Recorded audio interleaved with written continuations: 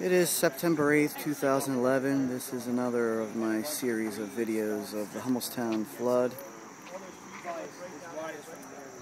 Right on the other side of that tree, there used to be apartments. They're flooded. Right there's a car. And if you look in the distance, you can see the waves crashing. That is very swift. And there's power lines down. Right there in the middle there. These waves are crashing pretty high. I don't know.